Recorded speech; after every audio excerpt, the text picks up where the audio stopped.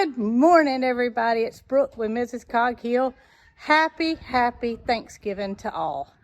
I came out the back door without intentions of filming right now, but I had something catch my eye that y'all may want to see. So I wasn't feeling well yesterday evening. My wonderful husband came out and did the chores, and I think he has the idea that cows like to swim, or maybe they just needed a pond. What do you think, little man? Should we cut the water off? The bracelet that says turn off the water is still hanging on the trough, and it's been going all night. So y'all are gonna learn to swim today. Good thing the sun's out. It's gonna dry things up, hopefully soon. But I appreciate Jason feeding for me. It's just, poor thing, if he doesn't put that bracelet on, he does not remember to cut off the water. Let's get y'all fed. I wish I could move y'all's trough so you didn't have to walk through it, but looks like 2 of y'all have already taken the plunge wading through the new pond. So might as well just go ahead and get y'all fed where you're supposed to be. Matilda, stay right there, girl. I got your bucket. Swim, Moody, swim.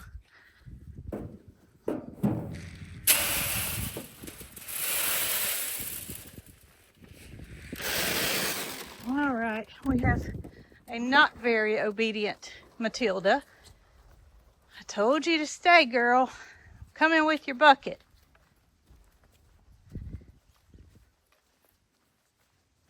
I gotta get that bucket. At least you're on dry land right there. Yeah, you got quite a bit of dry land. Get your buckets so you can have your lubricant this morning. And yeah, the pasture definitely got some additional water to the rain that we got yesterday. While the ladies are enjoying their corn this morning, and gentlemen, I'm gonna see how many eggs they were able to pull off on a rainy day yesterday. Kind of sounds like I might better hurry up. I got girls waiting on me. Yeah, I know. Just hold your eggs. Hold your eggs. Let's see what we got today. There's a few more than I anticipated, so I had to grab another basket. I absolutely love this egg. I don't know who lays it, but she does a beautiful job. 3, 5, 7, 9, 11. Y'all got a dozen on just this side.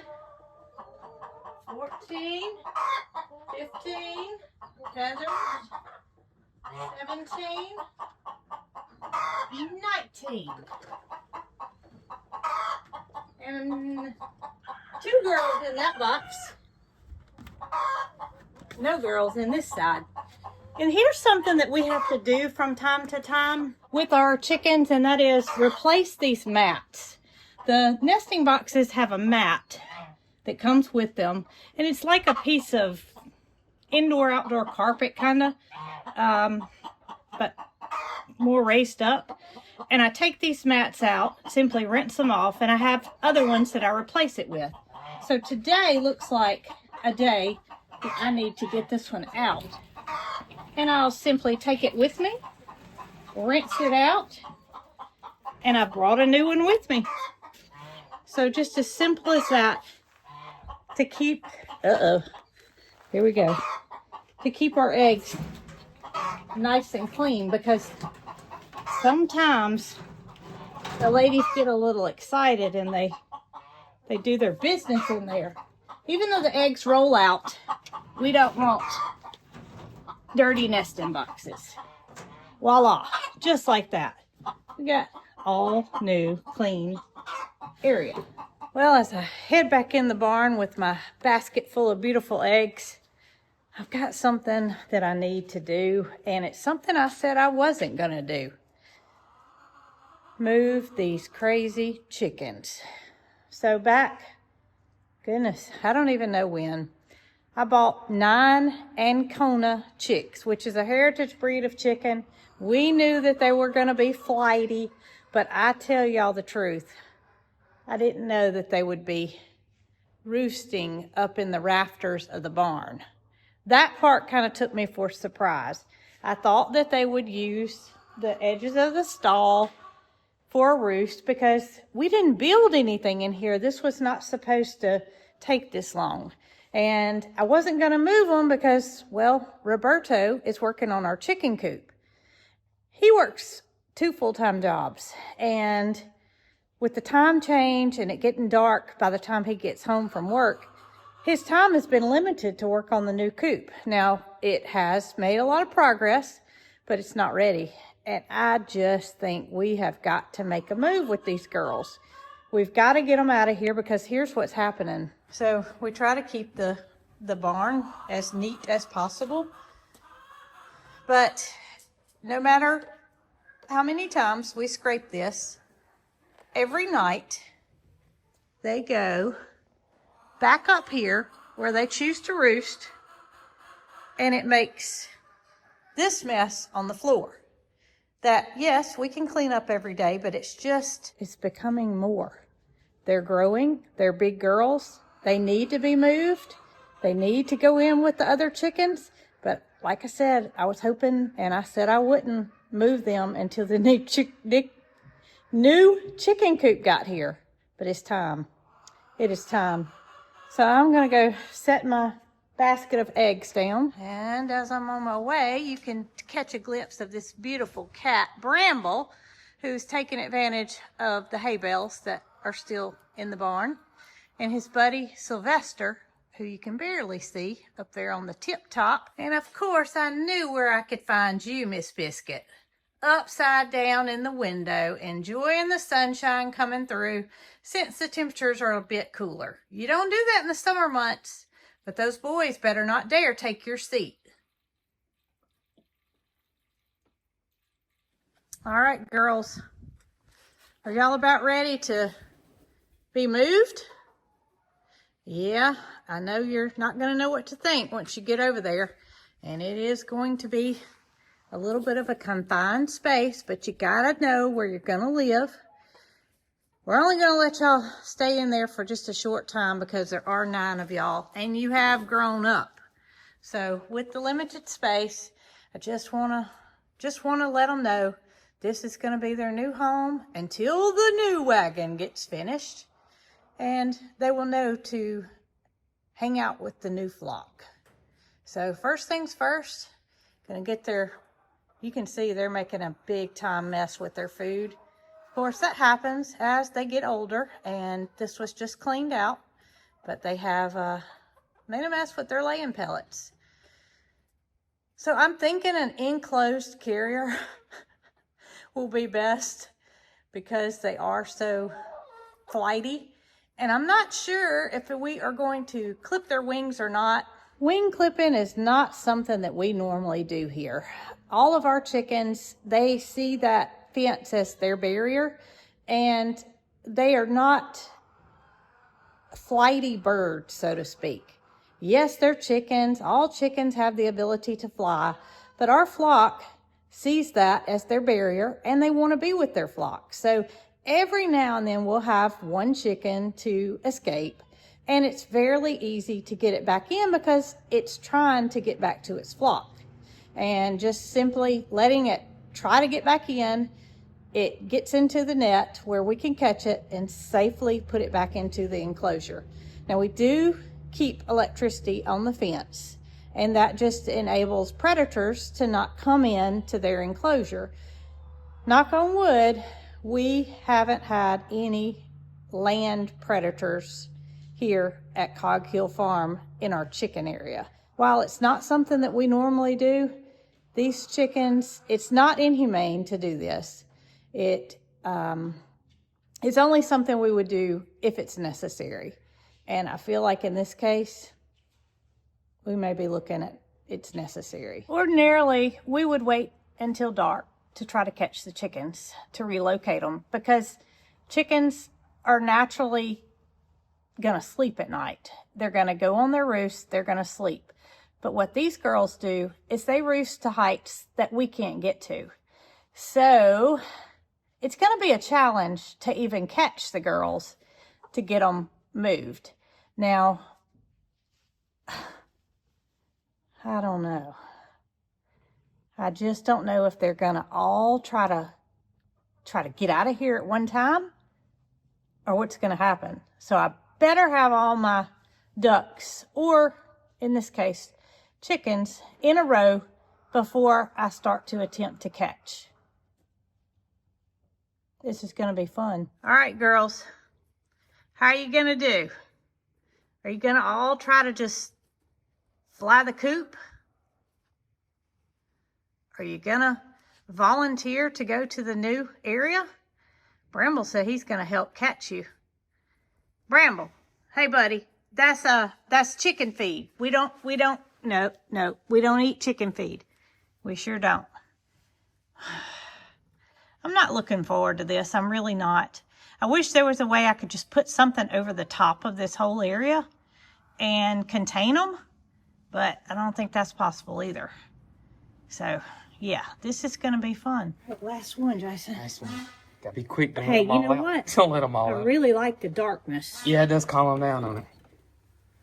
See? Oh, yeah. Quiet. Nice and quiet. Bramble, you didn't even help. That's Sylvester, bro. Oh, it is, isn't it? Good thing we can get Holly stirred up. Oh, gosh. All right.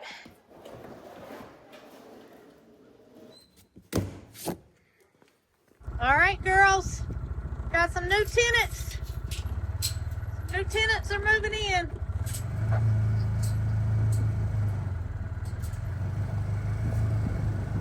All righty. And another thing is, in our new coop build, girl, you need to come out. We will not have a room like this when it comes from Roberto. Of course, we could get him to build it, but I think that's something that we can probably do. And also, roofs are going to need to be installed. So that's going to take a little time. Nesting boxes need to be reinstalled. Just feel like it's time to make a move. It's time.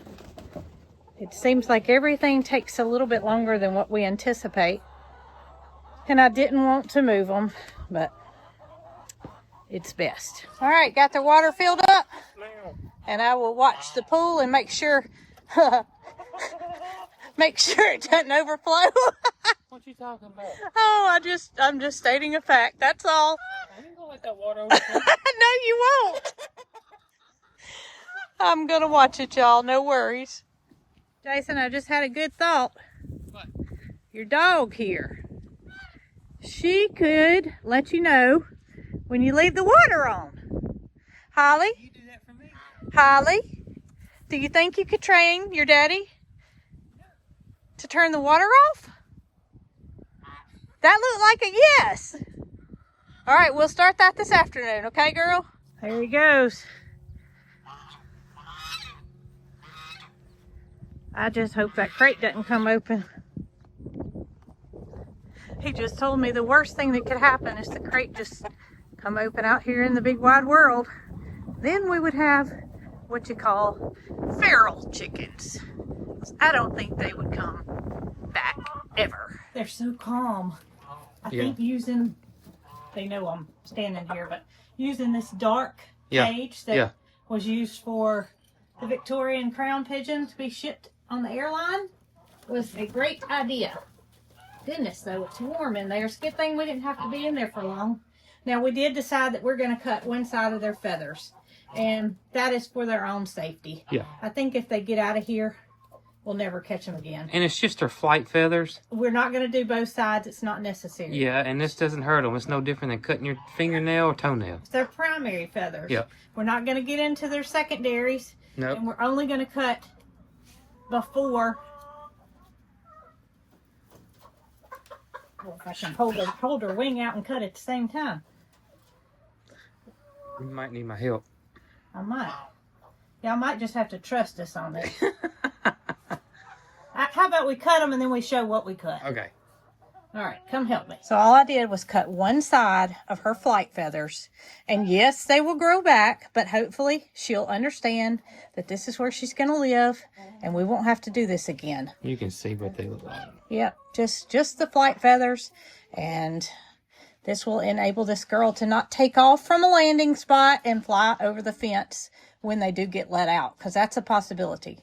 Not so much worried about them walking around on the ground flying out as I am taking off from this point. Of course, they can still get over if they want to, but I think this is going to be enough of a deterrent to keep them from wanting to. 8 more, Jason. 8 more. Well, y'all see they had no problem finding the perch. They're all lined up, all 9 of them.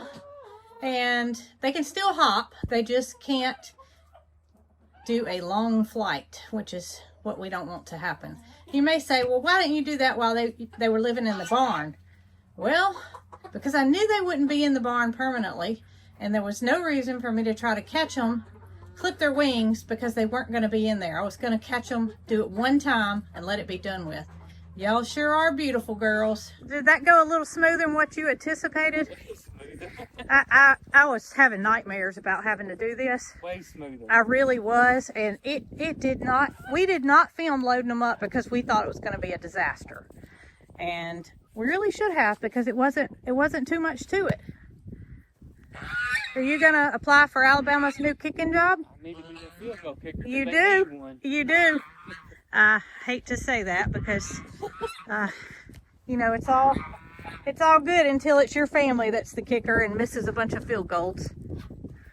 Well, ladies, I hope y'all are going to be nice to the new tenants, especially when they come out. We plan to leave them locked up about a week, at least a week, and let them get used to this area before we let them out. I'm happy that they are the size they are. I feel like with 9 of them, it's going to be a lot easier adjustment than it would be with 1 or 2. And this is just what works for us as far as introducing chickens to the new flock. So, Cheese, hold it down, okay? So we've made it back to the house. That's right. That was the job that I dreaded for today. Everything else can just, everything else is going to be easy. Yeah, I dreaded it too. I tell you, I did not think it was going to go that well. But we have something else that's going well. What's that? And that is the adjustment of the new kitty. Oh, yeah. He's doing awesome. So my last video, I showed y'all that we took in a medical foster, a tripod kitty who had his leg amputated, his front leg. And slowly but surely, he has adapted to being in our home. And we're going to go in and show y'all a little bit of him. That's right. Calming. This is, yeah, much better. Well, here he is. We still aren't calling him by a name, but that's okay. He's just Kitty. He's just Kitty. And we did find out that the ladies behind the scenes at the TNR think that he was involved in a car accident, whether it be in the motor or he got ran over. Something happened involving a motor vehicle. And I must say, he is very, very lucky to be alive, much less be as far along as he is with his recovery. He gets along really, really good. Mary Carl has a cat. His name is Edgar. And gosh, that glare is so bad. I'm trying to get to a better position. And Edgar stays in her room for the most part. You will catch a glimpse of Edgar from time to time on our lives because he does have access to the rest of the house at times. And this little fella has been introduced to Edgar, and things have went well. Initially, Edgar, of course, hissed at him and let him know this was his house, which we expected. But since then, they have learned to adapt and play together. And I just feel like it's been a good thing for him to have another cat. We have not introduced this little fella to the dogs. He's just vulnerable at this point. You can see he has incision that goes from almost his neck to, goodness, his abdomen. It's huge. Yeah. And we just don't want to take any chances on those stitches coming out before it's time. But all in all, y'all, he is great. He can scoot, he can run. We let Edgar out just now to show y'all how he could play, but that's gonna depend on him if he wants to. He looked at you with a look of love, Jason. But it's amazing to me to see how well he can get along on just 3 legs at, what, 6 weeks old? And the surgery was, what, 5 days ago? 6 days ago? Yeah, and y'all can see, I mean, he's trying to play. He can't jump and leap like a normal cat could. Not right now. Not right now. I don't know, what his future holds. But he'll be able to do everything he needs to do to get to food and water and entertain himself as well as us. Oh, here comes Edgar. Come here, Edgar. Kitty, kitty, kitty. Edgar! The glare is so bad. Maybe I should go the other direction. Come here, Edgar. Show everybody how sweet you are. Edgar said, I did not know he was out. I did not know he was out. Yeah, I just gave him a little lick and a little... He's not overly playful with the kitty, but they do get along, and I do think that it's good to know that he has another of his kind here. However, he seems to want to be with us because Edgar doesn't hug him and love on him, and he loves to be held. And y'all can hear his motor running. And purr. He has the biggest motor of any kitten we've ever had. You gonna get Jason? But as far as knowing something's wrong with him, if you didn't physically see that limb missing, you would not know it. He's just as active as we could ask for. And playful. Listen to that motor running. You gonna tell everybody hello? Oh, goodness. Yeah. It's almost time to eat, isn't it? That's what it is. One thing he does not miss is a meal. This little fella can eat. And I don't know if you can tell it by the video or not, but his size he's getting way bigger. Has greatly increased. I think he thinks Thanksgiving's every day. Because he has definitely eaten a lot of big meals. And we're going to continue to provide good nutrition for him as well as a safe place for him to recover until he has those little stitches out. And then he may meet the rest of the family. We just hope everybody has the most wonderful Thanksgiving that you could ask for. Thank you to everyone. Y'all be good.